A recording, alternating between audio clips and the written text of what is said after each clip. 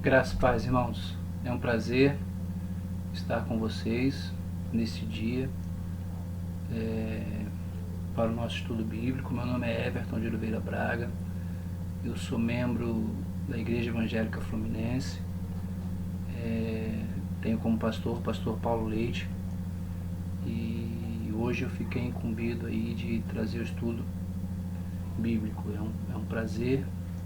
Obrigado pela permissão, né? E por sua companhia. É um prazer estar reunido virtualmente com os irmãos, né? Apesar da contradição do termo reunido virtualmente, mas é o que tem se usado ultimamente. A gente de uma escola mais antiga, né? A gente que é mais velhinho, a gente vai se adaptando a esses novos termos aí, se adaptando a essas novas verdades. Então nós temos, como eu disse, a responsabilidade de trazermos o estudo. E a gente queria, assim, ver um pouquinho nesse dia, assim, um pouco de forma panorâmica, estudarmos a carta de Tiago. Tá? A gente não vai conseguir ver toda a carta, porque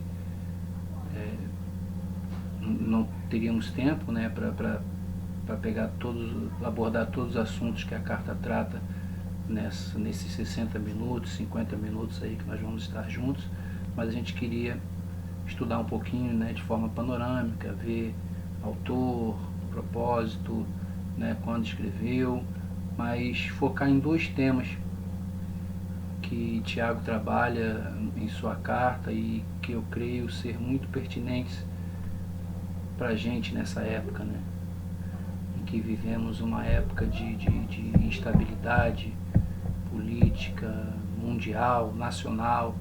Nós vivemos numa época de pandemia, numa época onde passamos por várias dificuldades, fomos privados de várias coisas, né? E temos irmãos e amigos e nós podemos estar passando por dificuldades e lutas. Então, os dois assuntos que Tiago trabalha na sua carta, aborda na sua carta, que a gente quer ver nesse dia, primeiro,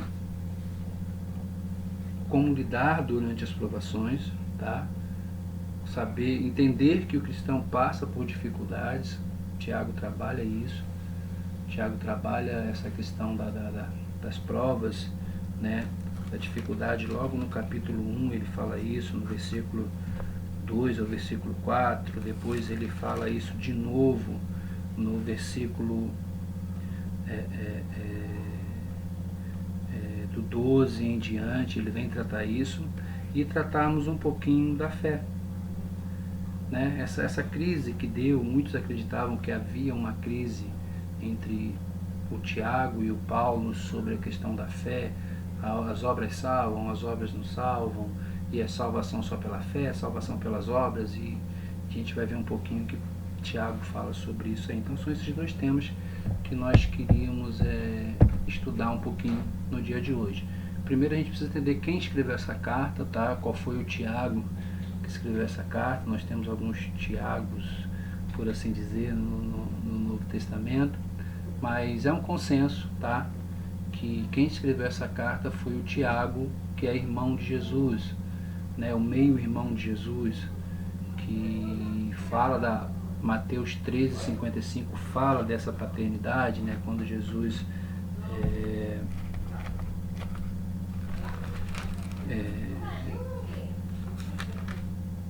é rejeitado em Nazaré, né? E 55 fala assim: não é este o filho do carpinteiro, de sua mãe, a sua mãe não é Maria, e seus irmãos não são Tiago, José, Simão e Judas. Aí os 56 falam: e todas as suas irmãs não vivem entre nós. Então de onde lhe vem tudo isso? Então, né, as pessoas falaram assim: Jesus operava os milagres, as pessoas se admiravam, mas falavam: poxa, esse aí não é o filho do seu José, não é o filho da Dona Maria? Seus irmãos não brincavam aí com os nossos filhos, não estavam aí, ele também não estava aí com a gente, seus irmãos não estão aí. Então, há um consenso na tradição de que quem escreveu essa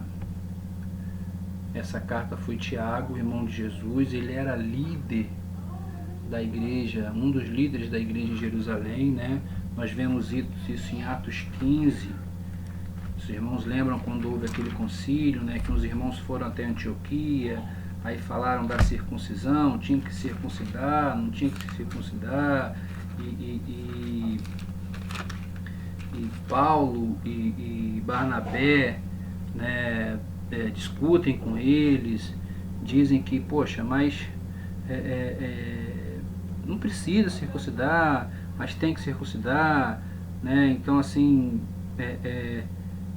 Pedro toma a palavra e fala sobre a experiência, né, que ele teve em relação aos gentios, e aí Tiago toma, versículo 15, capítulo 15, do versículo 12, Tiago toma a palavra e fala, né, o que está lá no versículo 16 e 17, falando que depois disso ele cita Amós, né, Amós 9, 11 e 12, ele vai citar o profeta Amós e diz assim: depois disso voltarei, reedificarei o tabernáculo caído de Davi, reedificarei as suas ruínas e o restaurarei, para que o restante da humanidade busque o Senhor, juntamente com todos os gentios sobre os quais tem sido invocado o meu nome. Diz o Senhor que fez todas estas coisas conhecidas desde os tempos antigos. Então ele está citando Amós para dizer que aquela discussão que deveria circuncidar, que os gentios não tinham direito, que os judeus tinham direito, era sem sentido, porque Deus, a intenção de Deus sempre foi o mundo. Deus escolhe um homem, escolhe uma família, escolhe um povo, mas a visão dele é sempre que povoar a terra, que o mundo é se tornar conhecido através do seu povo, através da sua família. Então, como eu falei, há um consenso de que foi Tiago, o meio-irmão de Jesus, né, que escreveu. Flávio Joséfo fala sobre isso. Eusébio de Cesareia também faz essa afirmação. Egésipo, né, antes dele, chama de Tiago o justo, né, que foi um dos primeiros, né, historiadores eclesiástico da história, no seu livro A Doutrina Apostólica ou Tradição Apostólica, ele faz esse comentário, né? Então, assim, Tiago escreveu essa carta em meados da década de 40 depois de Cristo. O concílio em Jerusalém foi entre 48 e 49, então antes disso, um pouco antes disso, ele deve ter escrito essa carta, meados dos anos 40, 45, por aí assim, ele deve ter escrito essa carta. Ele foi martirizado, né, 62 depois de Cristo, né, ele tinha um discurso muito forte, muito duro, uma voz profética muito ativa em relação às injustiças que os poderosos cometiam contra os ricos, contra os pobres. A aristocracia sacerdotal também, ele denunciava muito essas injustiças, e aí ele é chamado pelo Sinédrio para que ele negasse a sua fé perante o povo, né? Foi-lhe dado um lugar de destaque em uma ala para que ele renunciasse à fé, mas o que houve foi justamente o contrário. Ele faz uma pregação que impactou ainda mais o povo, né? E com isso eles jogaram ele lá de cima, espancaram ele, apedrejaram ele até a morte. E eu acho o interessante disso é que essa era a realidade dos cristãos da época. A maioria, tirando João, a maioria dos apóstolos foram mortos pelo viés do martírio. Os cristãos passavam fome, passavam lutas, dificuldades por serem cristãos. Então, esse discurso que a gente vê muito hoje em dia aí no meio do evangelicalismo brasileiro, né, por assim dizer, que só vitória, crente não passa por lutas, crente pode determinar a vitória, tem que se rebelar mesmo, tem que ter uma palavra de determinismo. Isso beira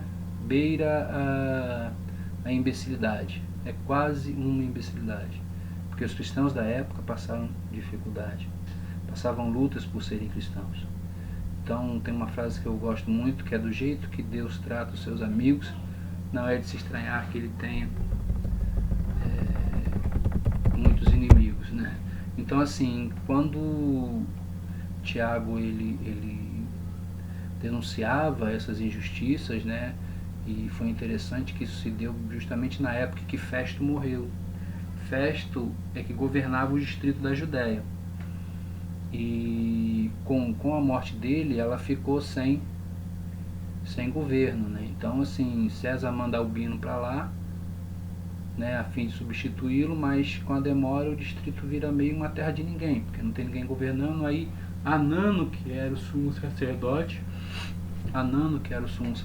na época, ele aproveita esse tumulto que estava, essa desordem social, e convoca o Sinédrio e condena Tiago à morte, né? Isso deu um problema danado, porque quando Albino chegou, ficou sabendo, destituiu Anano, aí outro sumo sacerdote assumiu, e um tal de filho de Dameu, com o nome Yeshua, né? Isso mesmo, Yeshua, né? Que é Jesus.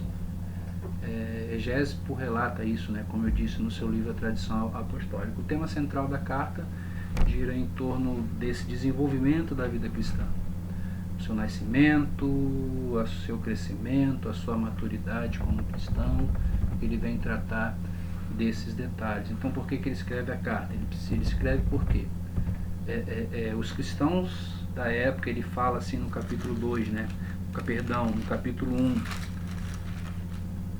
versos 1, capítulo 1, verso 1, simplesmente: Tiago, servo de Deus e do Senhor Jesus Cristo, as 12 tribos que se encontram na diáspora, saudações.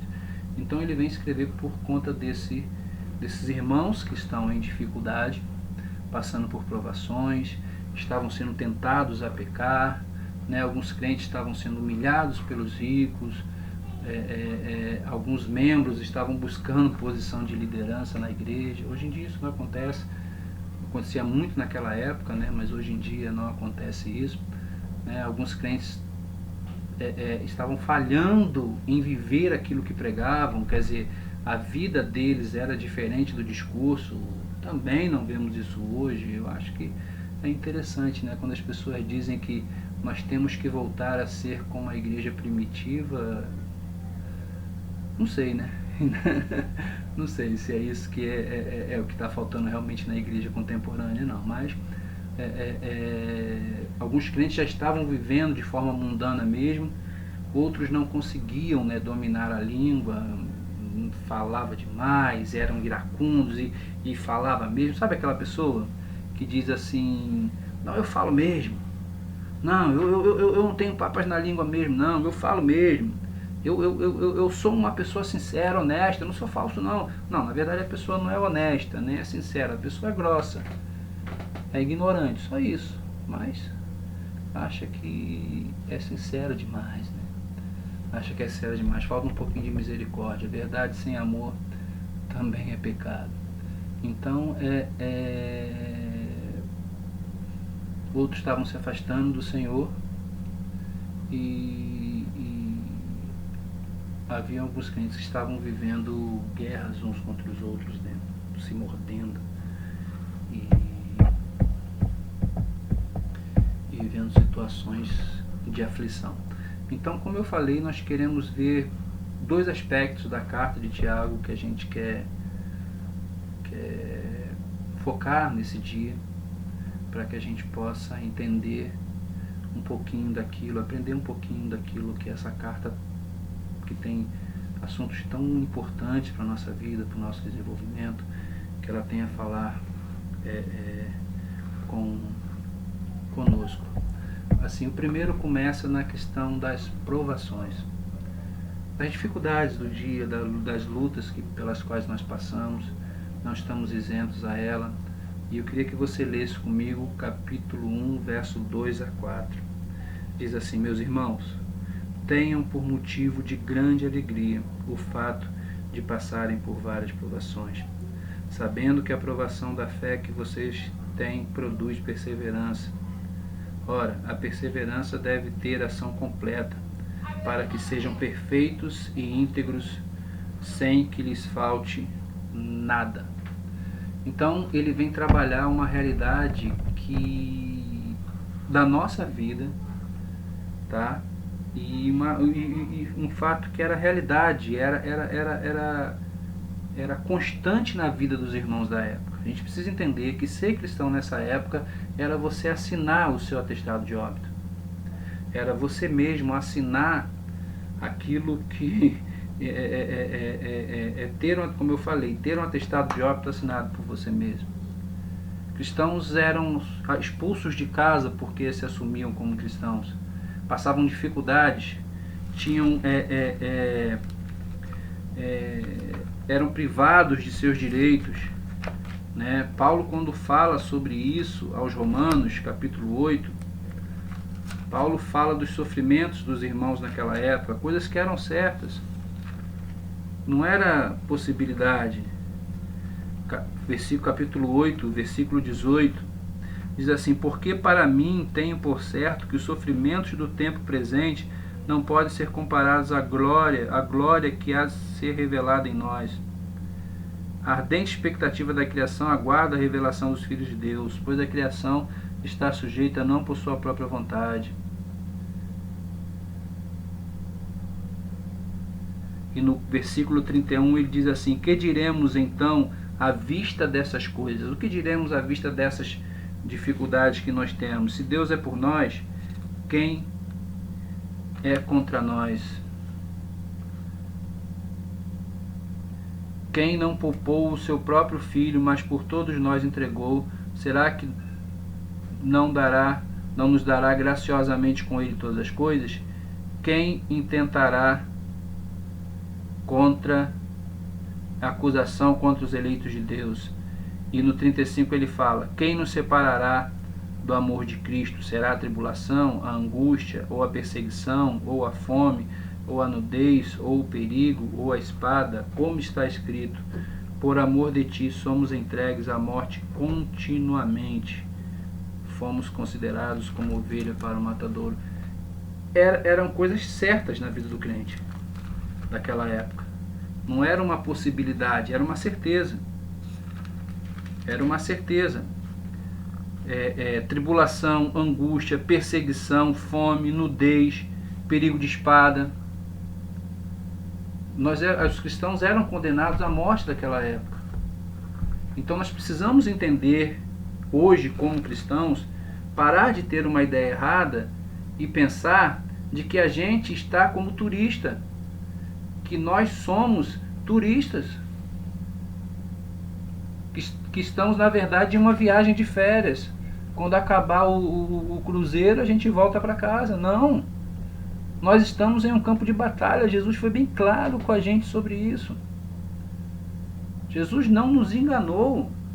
No mundo tereis aflições, mas tem de bom ânimo, eu venci o mundo. E nós temos dificuldade de entender isso, de passar pelas lutas, porque nós temos dificuldade, de entender o lado pedagógico da aprovação. A aprovação tem um caráter pedagógico, é Deus nos ensinando, né? A gente fica na dúvida: poxa, por que Deus deixa seus filhos passarem por isso? Por que um filho de Deus sofre? Por que um filho de um pai crente vai para o hospital? Por que a filha de um pai crente é brutalmente assassinada? Por que o casamento de um crente acaba? Por que crente perde o emprego? Afinal de contas, Deus não está vendo essas coisas. Né? E nós vamos passando por isso, e a gente vai repreendendo, e vai fazendo campanha, e vai... Enquanto nós precisávamos entender, ao invés de entender o porquê, buscar entender o para quê. Isso é tão sério que tem uma história que eu acho interessante, que diz o seguinte: nós só somos salvos porque Jesus não era filho de crente dos hoje em dia, dos tempos de hoje. Porque se Jesus fosse crente, filho de crente nos dias de hoje, assim que ele fosse preso, o crente rapidinho ia fazer campanha, hashtag Salta Jesus, ia na televisão, ia fazer isso, fazer aquilo, e os governadores iriam se sensibilizar, iriam libertar o Jesus, e a gente não tinha sido salvo. Mas Jesus, como filho, entendia o seu propósito. entendia que a aprovação fazia parte da vida de um filho de Deus.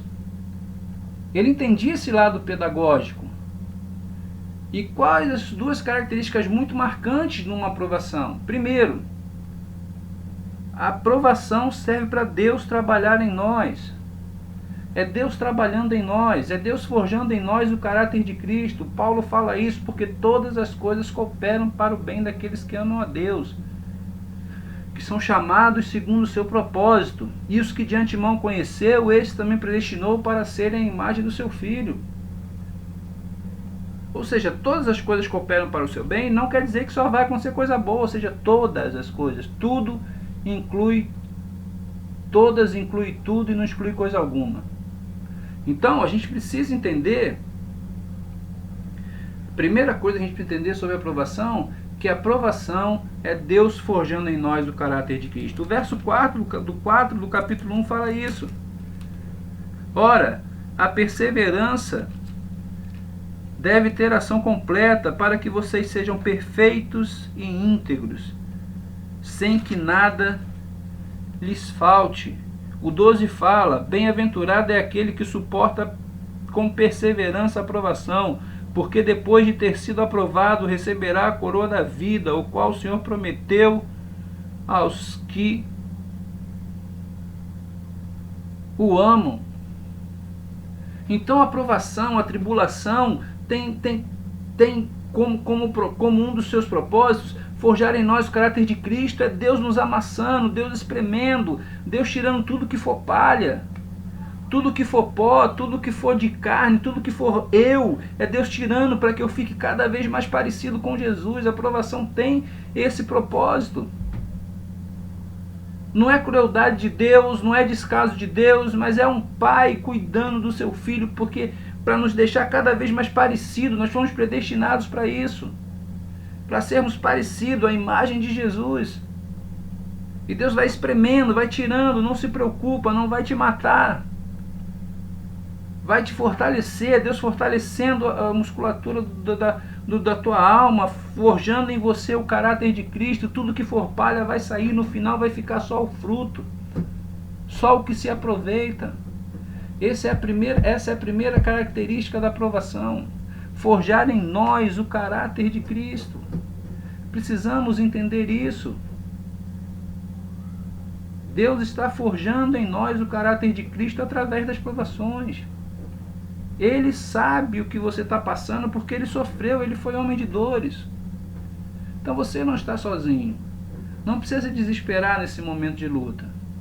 Pode ter certeza que Deus vai trabalhar em você. Tudo aquilo que for palha, tudo aquilo que não for semelhante a Jesus, Deus vai tirar da sua vida para que você fique cada vez mais parecido com Jesus.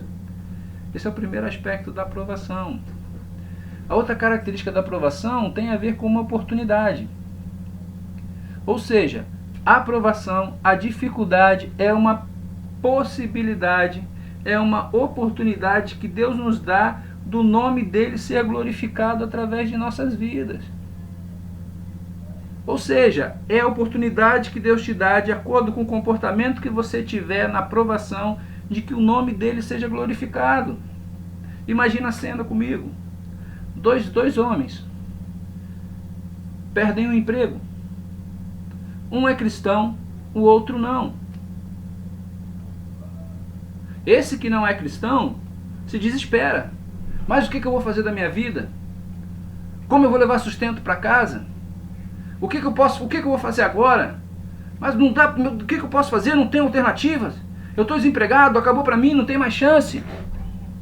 Esse é o homem sem Deus, sem esperança no mundo, sem paz no coração. Agora tem outro, que está na mesma situação dele. Perdeu o emprego no mesmo dia, também tem família, mas ele é cristão. E quando ele perde o emprego e ele é cristão, ele fala: Senhor, eu perdi o emprego, mas Senhor, eu sei que meu sustento sempre veio de Ti. Senhor, eu sei que quem me sustentava nunca foi o meu salário. Sempre foi o Senhor que cuidou de mim. E sei que o Senhor prometeu que estaria comigo todos os dias da minha vida. E sei que eu estou sendo pastoreado por Ti. Eu sei que eu tive pastos verdejantes, mas que o vale da sombra da morte virá. Mas para mim isso é indiferente, porque a Tua vara e o Teu cajado me consolam. Sei que estou sendo pastoreado por Ti, então para mim é indiferente o vale da sombra da morte ou pastos verdejantes, porque a Tua presença é que me dá alegria. Olha a diferença. Olha a oportunidade de Deus ser glorificado. Aquele homem que perdeu o emprego vendo isso, vendo um crente se comportar. Agora vamos citar uma situação mais, aprofundar um pouquinho na ideia. Imagina esse que perdeu o emprego, tem uma esposa crente, e chega em casa e fala para a mulher, chega em casa nervoso, agitado, estressado com tudo, desesperado, porque não sabe como vai trazer alimento para casa. Essa mulher crente fala: o que aconteceu, meu amor? Eu perdi o emprego, e fala meia dúzia de palavrão. E a mulher sábia diz o seguinte: meu bem, não se preocupa. Quem sempre cuidou de nós foi Jesus. O meu Deus vai cuidar de nós. Eu estou aqui para te apoiar. Eu estou aqui para cuidar de você. Eu estou aqui para te ajudar no que for necessário. Não se desespera. Vamos orar. Eu vou orar e meu Deus vai cuidar de nós, como sempre cuidou. O que sustentou a nossa família foram as minhas orações, nunca foi o seu trabalho. São dois exemplos. Agora imagina, os dois perdem o emprego. O que não é crente se desespera, murmura, reclama. O que é crente também murmura. Meu Deus do céu, o que eu vou fazer agora? Perdi o emprego. Que testemunho esse crente está dando? Quando esse marido que não é crente chega em casa, a mulher crente: também, você ficava enchendo a cara, e você não fez isso, e você não fez aquilo outro. Imagina que testemunho está sendo dado. Outro exemplo, imagina duas pessoas. As duas são internadas. Um é crente e o outro não. O que é crente entende que ele está ali por um propósito, e que mesmo que ele não seja curado, se ele vier a morrer, ele fecha o olho aqui e abre o olho, aleluia, nos braços do Pai. Ato contínuo, morreu, fechou o olho aqui, está com Jesus. E é alegre, independente das circunstâncias. Olha o testemunho. Quando nós nos comportamos da mesma maneira que a pessoa do mundo se comporta, na mesma situação que a gente não está dando testemunho. Então a aprovação tem essas duas características muito marcantes. Forjar em nós o caráter de Cristo.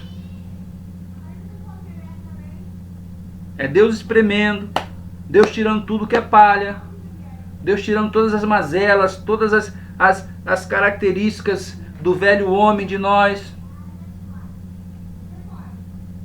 para forjar em nós cada vez mais, para forjar em nós o caráter de Cristo, nos deixar cada vez mais parecidos com Jesus. E a outra característica: as provações são uma oportunidade de nós glorificarmos a Deus. Nós somos chamados para ser testemunha e não para dar testemunho. O que vai impactar o mundo não é quantos carros Deus te deu, não é quantas curas Deus fez em você, não é quanto salário quanto aumento de salário você teve, não é nada disso. Até porque a palavra testemunha, ela vem da palavra martírio, que deu origem a mártir, sofrimento. Então, até porque, abrindo um parênteses aqui, até porque nós não fomos chamados para dar testemunho, nós fomos chamados para ser testemunha. Então a gente precisa tomar cuidado com isso. Eu particularmente tenho muito cuidado com esses testemunhos, com essa questão de testemunhos. Testemunhos que indicam o que Deus fez, mostram o que Deus fez, mas não mostram uma mudança na vida do, de, de quem Deus fez. Ou seja, o testemunho serviu só para abençoar a pessoa. Aquela bênção da pessoa, aquela bênção não modificou em nada a pessoa, não alcançou ninguém e não modificou em nada a pessoa. Então isso é muito preocupante, porque eu creio que gera débito. Eu creio que gera débito. Quando eu recebo uma bênção de Deus e essa bênção termina em mim, isso gera débito. Certo? Onde é que eu vejo isso? Mateus 11, 21. Ai de ti, Corazim, ai de ti, Betsaida, porque se em Tiro e em Sidom se tivessem operado os milagres que foram feitos em vocês, há muito que eles teriam se arrependido com pano de saco e cinzas. E o 22 ele diz: mas eu digo a vocês que no dia do juízo haverá menos rigor para Tiro e Sidom do que para vocês. Ou seja, o que Deus faz para você, se isso não é uma bênção que alcança outras pessoas, porque bênção não é ter, bênção é ser. Nós somos chamados para ser bênção e não ter bênção. Bênção não é para mim, é através de mim. Bênção não é ter, bênção é ser. Eu fui chamado para ser uma bênção. Ser tu uma bênção. E se essa bênção que eu recebi, esse testemunho que eu dei, que eu vivi, esse milagre que eu vivi, não transformou a minha mente, o meu entendimento, o meu sentimento e a minha ação, eu fico no débito. Né? Porque eu vi um milagre, eu fui prova de um milagre e aquilo eu não dei a Deus a glória que era devida.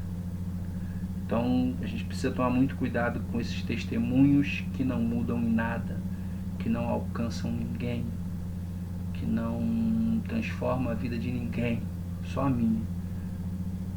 Só a minha realidade. Transforma a minha realidade. Né? Eu era pobre, fiquei rico. Eu tinha um carro, tenho dois.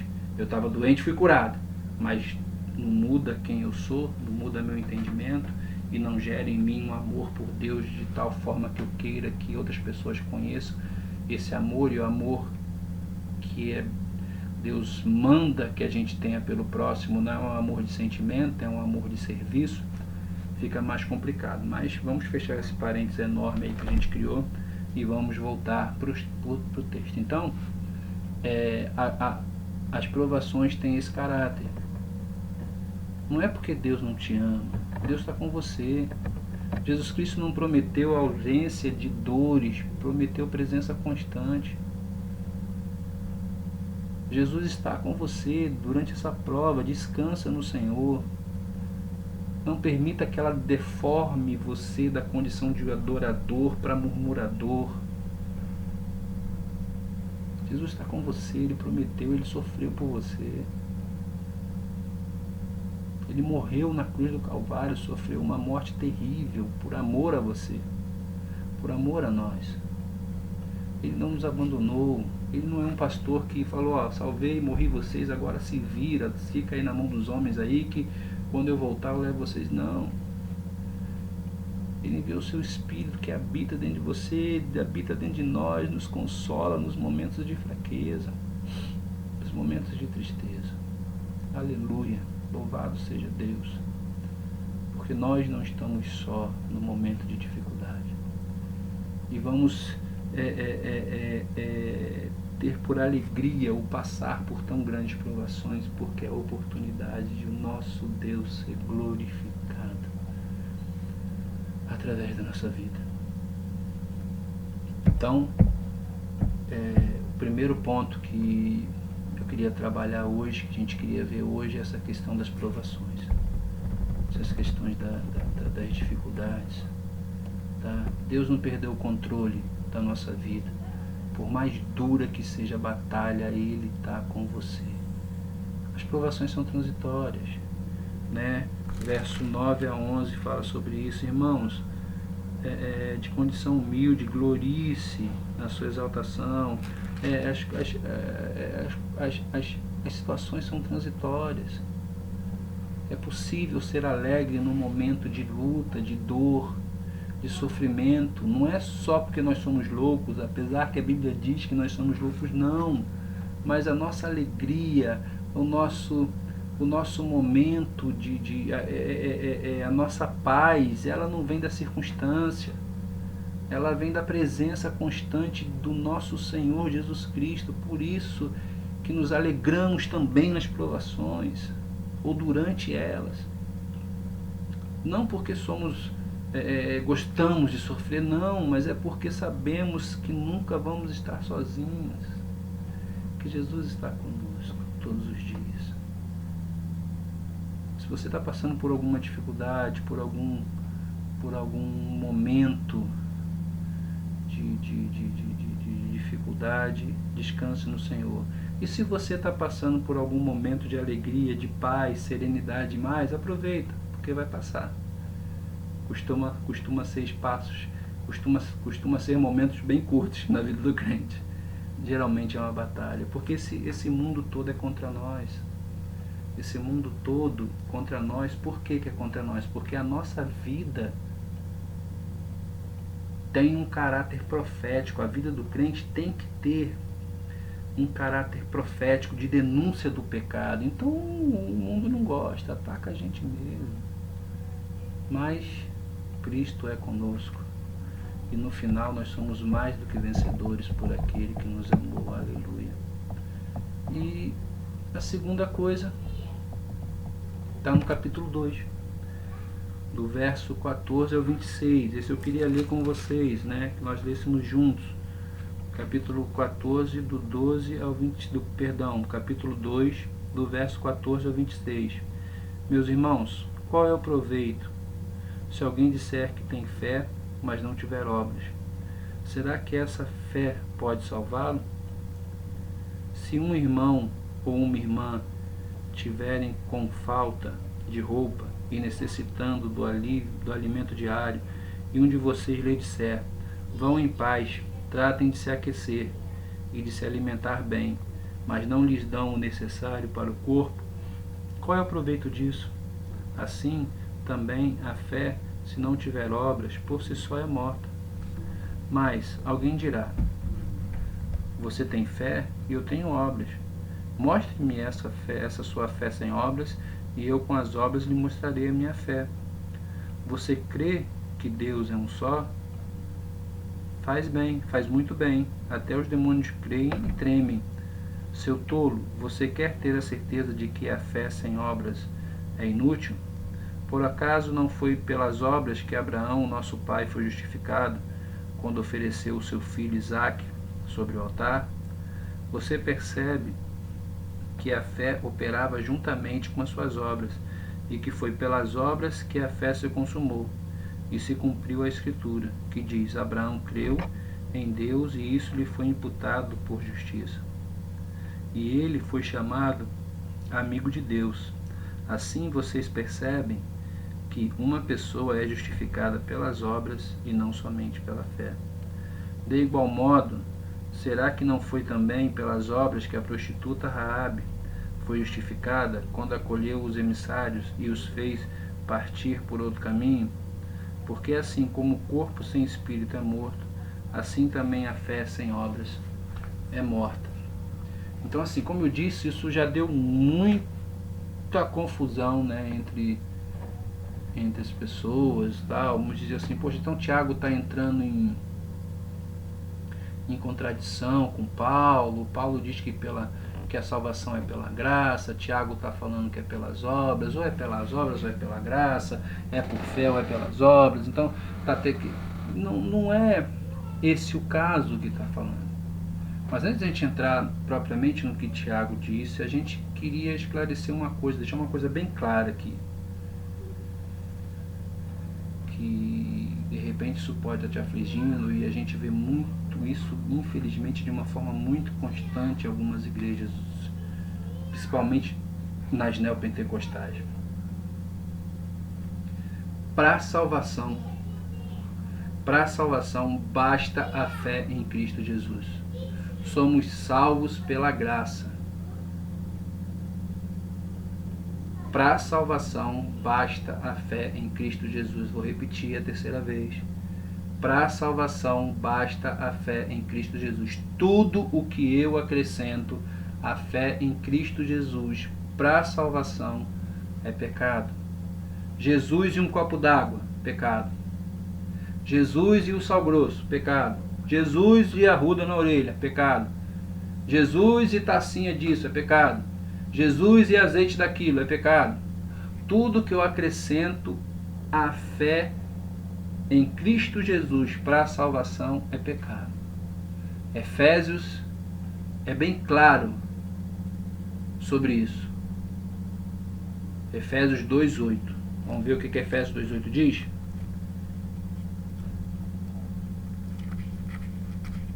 Efésios 2:8. Efésios 2:8. Porque pela graça sois salvos mediante a fé, e isto, a fé e a graça, não vem de vós, é dom de Deus, não de obras, para que ninguém se glorie, pois somos feitura dele, criados em Cristo Jesus para boas obras, as quais Deus de antemão preparou para que andássemos nela. Ou seja, a fé vem por graça, é dom, é gift, é presente, os dois, graça e fé, não vem de vós, é dom de Deus, não de obras, para que ninguém se glorie. Certo? Então não é Jesus Cristo e mais alguma coisa. Então o que Tiago está fazendo? Não é que eu sou salvo pelas obras, mas eu não pratico boas obras. Paulo deixa isso claro. Eu não pratico boas obras para ser salvo. Porque sou salvo, eu pratico boas obras. Esse é o mecanismo. Não, vou repetir. Eu não pratico boas obras para ser salvo, mas porque sou salvo, pratico boas obras. É o que ele fala no verso 10. Pois somos feitura dele, criada em Cristo Jesus para boas obras, as quais Deus de antemão preparou para que andássemos nela. Então, para a gente encerrar essa explicação, salvação só pela fé em Cristo Jesus, mais nada. Nada. É por graça, é por amor incondicional. Deus te ama e por isso ele te salvou. Mas o que Tiago quer dizer então? No verso 18, Tiago diz o seguinte: mas alguém dirá, você tem fé e eu tenho obras? Mostre-me essa fé sem obras, e eu com as obras lhe mostrarei a minha fé. O que Tiago está deixando claro aqui é que a fé sem obras é morta. No verso 14, ele fala que essa fé sem obra não salva, porque essa fé sem obra é só discurso.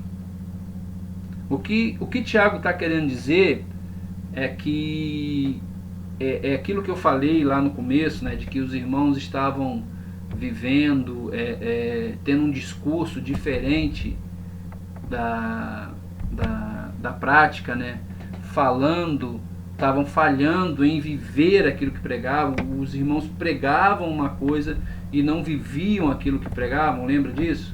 Então é o que o Tiago está dizendo, que a fé sem obra é hipocrisia, que fé não é discurso. A fé que nós temos, a gente precisa entender, nem é a gente que tem. Jesus Cristo é o autor e consumador dela. Jesus Cristo é a garantia de que eu vou tê-la para a salvação, e Jesus Cristo é a garantia de que eu vou tê-la até o final. Então o Tiago está falando que a fé que é gerada por Jesus Cristo, aquela fé salvadora, aquela fé em que Jesus é o autor e consumador, é uma fé operosa. Nossa fé tem que dar frutos. Fé, esperança, o amor. É como se ele dissesse, o que é alcançado, né? É como se ele dissesse assim, quem é alcançado com a fé que você diz que tem? Quem é abençoado com essa fé que você diz que tem? Né? Ou ela só serve para Deus trabalhar a seu favor? Ou ela só serve como discurso? Ou ela só serve como filosofia? Jesus fala em João 14, em João 14, 12, Jesus fala sobre isso. João 14, 12.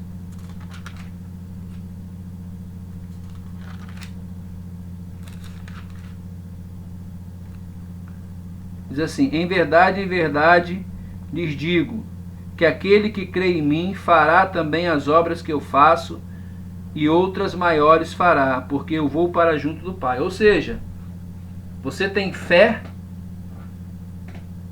se a sua fé, a fé que você diz que tem é a fé que foi gerada por Jesus Cristo, como eu falei, é uma fé operosa, é uma fé que alcança as pessoas, é uma fé que permite o serviço, que permite a doação. Essa fé que não alcança ninguém é o que o Tiago fala, né?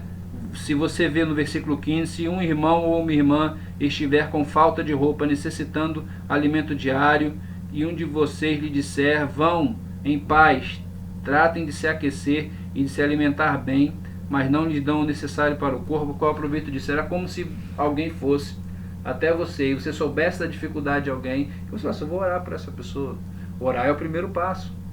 Mas às vezes Deus quer que você assuma a responsabilidade, como ele falou com os discípulos, alimente vocês a multidão. Às vezes Deus torna um problema, faz com que você perceba um problema, não é porque ele quer desabafar contigo, não.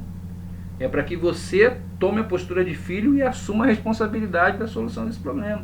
Ele vai te ajudar e vai te capacitar para isso. Então, só que a nossa dificuldade é porque muito que a gente chama de fé, na verdade, é um desejo ardente, uma expectativa contundente.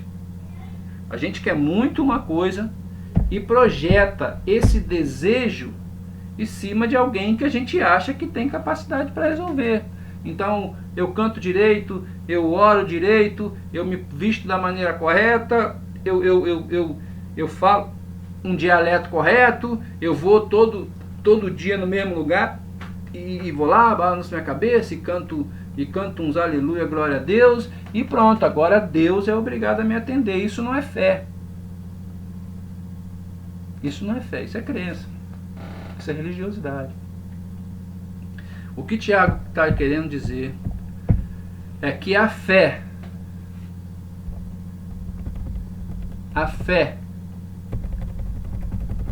que Cristo gerou em nós, ela tem que ser uma fé operosa. Tem que ser uma fé que alcança as pessoas. A fé do Filho de Deus é a fé, e nós somos filhos de Deus, é a fé que entende o seu propósito, a fé da doação, a fé da entrega. Essa é a fé do Filho de Deus. E é o que nós somos. Então, para a gente terminar, nós vamos passar por dificuldades, irmãos. Nós teremos lutas, estamos sujeitos às provações, às dificuldades dessa vida. Mas entenda uma coisa, essas situações são temporárias. E não podem se comparar ao peso da glória que há de vir. Aleluia. Elas são para o nosso crescimento, elas são para forjar em nós o caráter de Cristo. Não são para te matar. Deus não está te punindo, Deus não está te castigando, Deus não te esqueceu, não te abandonou. Jesus está contigo todos os dias da sua vida, creia nisso. Quando você passa por uma dificuldade, quando você vai para um leito de hospital, Ele está lá com você. Quando você perde o seu emprego, perde o sustento da sua casa, Ele está do seu lado, acompanhando você. Quando você tem um filho doente, quando você sofre de um problema emocional, Ele está do seu lado, Ele não te abandonou, Ele é com você todos os dias da sua vida. E aproveite esses momentos, porque as provações são uma oportunidade de Deus ser glorificado através da sua vida. Não permita que Satanás deturpe essa sua ideia e deforme você da condição de adorador para murmurador. E nós temos que viver de modo digno da vocação com que nós fomos chamados. Jesus nos chamou para darmos frutos, não para a gente ter a nossa expectativa atendida. Isso não é fé. A fé que Cristo gerou em nós tem que ser uma fé operosa. Nós, como cristãos, temos que alcançar os outros. O nosso amor, a nossa vida por Deus tem que ser uma vida que alcança o outro. O amor de Deus, como nós falamos, o amor que Deus exige, o amor do mandamento, é o amor da entrega, o amor do serviço. A sua fé tem que ser uma fé operosa. E aí eu queria terminar com uma pergunta para que a gente pensasse um pouco. Se Jesus Cristo fosse analisar a sua vida, a minha vida, a vida da nossa igreja, analisar a nossa vida. Vamos fazer o seguinte, melhor. Se Jesus Cristo fizesse uma pesquisa de satisfação, dos clientes que estavam aí para serem servidos por sua igreja, por nós, que somos seus discípulos. Se ele chegasse para os nossos pais, perguntassem, chegasse para os nossos vizinhos, para o nosso patrão, para o nosso namorado, para o nosso colega de trabalho, para o nosso colega de faculdade, para o motorista que está com a gente no trânsito, quando nós estamos dirigindo, para os nossos filhos, nossos parentes, de modo geral, chegasse para eles e perguntasse: o que vocês têm a dizer sobre os meus filhos? O que eles iriam dizer de nós? Eles iriam dizer que nós parecemos com Jesus? Eu não estou dizendo que eles iriam concordar com a gente, não é isso, porque não iriam concordar por conta daquilo que eu falei da voz profética que é a nossa vida, do caráter profético que a nossa vida tem que ter. Mas eles jamais podem dizer que nós não parecemos com Jesus.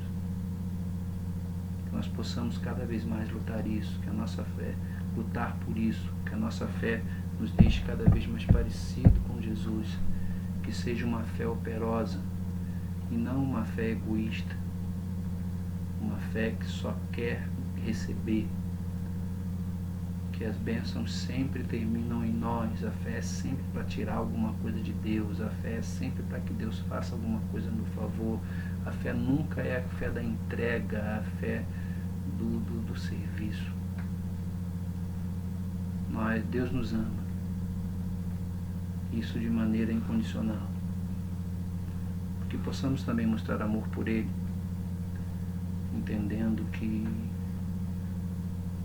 Ele enviou seu Filho para morrer em nosso lugar. Somos filhos de Deus, nós temos a capacidade de revelá-lo ao mundo, porque somos filhos dele. Que Deus te abençoe.